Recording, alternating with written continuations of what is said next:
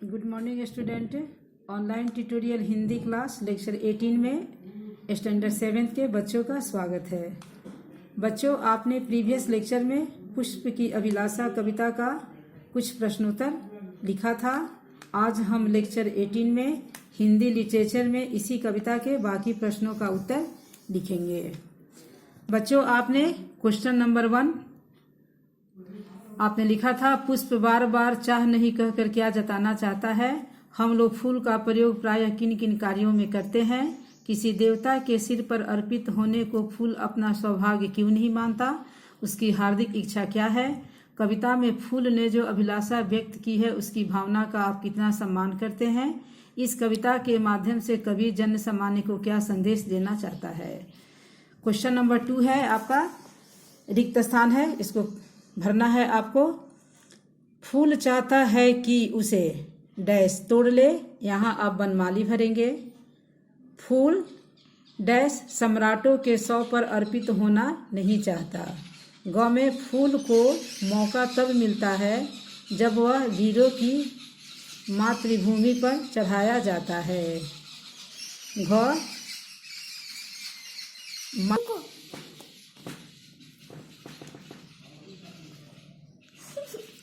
रिक्त स्थान को भरिए। ध्यान देंगे बच्चों। फूल चाहता है कि उसे बनमाली तोड़ ले। फूल सम्राटों के सौ पर अर्पित होना नहीं चाहता। फूल को मौका तब मिलता है जब वह वीरों की मातृभूमि पर चढ़ाया जाता है। मातृभूमि पर शीश चढ़ाने का अर्थ है देश के लिए बलिदान देना।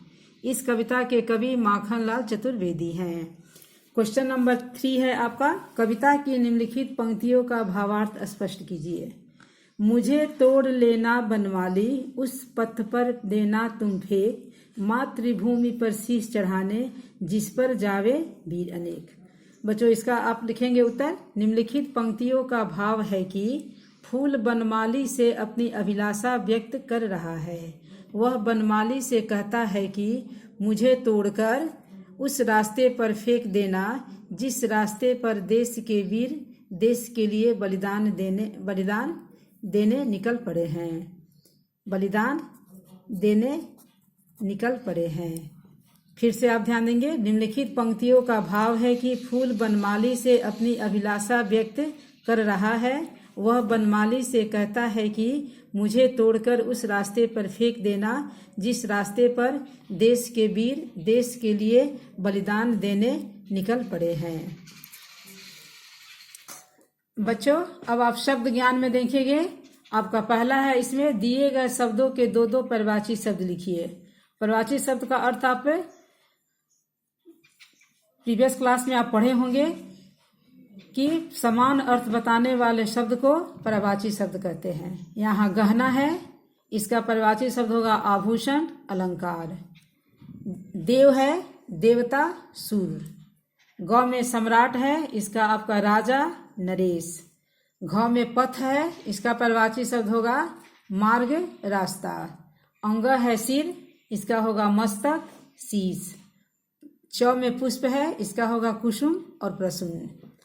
2 में है, वाक्य प्रयोग द्वारा दिए गए शब्द युग्मों का अंतर स्पष्ट कीजिए। बच्चों, मैं आपको इस शब्द युग्म का मैं अर्थ बताती हूँ। आप इसके अनुसार आप इसका वाक्य स्वयं बनाएंगे। ये आपका होमवर्क है। मैं इन शब्दों का मैं अर्थ आपको बता दे रही हूँ। आप इसका वाक्य बनाएंगे।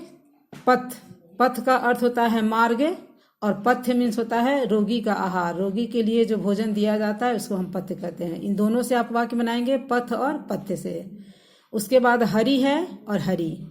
ह में जो छोटी की मात्रा है री में, इसका अर्थ होता है विष्णु। और ह यहाँ री जो है इसमें बड़ी की मात्रा है, इसका अर्थ होता है हरे रंग की। यहाँ देखेंगे शव यानी तालव्य शव और व शव, इसका अर्थ होता है लाश।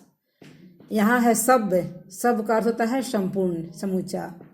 यहाँ देखेंगे अवधि, यहाँ धी में छोटी की मात्रा है, इसका अर्थ होता है समय। और यहाँ जो अवधि दिया है इसमें धी में बड़ी की मात्रा है, यह होता है एक भाषा। जो आप रामायण आप देखते हैं, तुलसीदास ने अवधी भाषा में ही रामचरितमानस को लिखा था, वो अवधी भाषा में। यहाँ देखेंगे मात्र है, इसका अर्थ होता है केवल। और यहाँ मातृ है, इसका अर्थ होता है माता। आप बच्चों, मैंने इसका अर्थ बताया, अब आप इसका वाक्य बनाएंगे और इसका स्वयं से आप करेंगे। आप इसका यही आपका होमवर्क है। यहाँ 3 में देखेंगे, निम्नलिखित संज्ञाक्षर वाले 2 शब्द लिखना है। प य, आधा प और य से बनाना है कृपया प्याला। यहाँ आधा ग य, यहाँ भाग्य दिया हुआ है। आप यहाँ देखेंगे आरोग्य और योग्य। यहाँ ध और य है, यहाँ आप लिखेंगे अध्याय। यहाँ म और य है सौम्य, यहाँ होगा आपका रम्य, यहाँ होगा म्यान। बच्चों, आज आपका चैप्टर 1 कविता पुष्प की अभिलाषा आज समाप्त हुआ। अब आप दूसरा चैप्टर नेक्स्ट क्लास में पढ़ेंगे। आज के लिए धन्यवाद।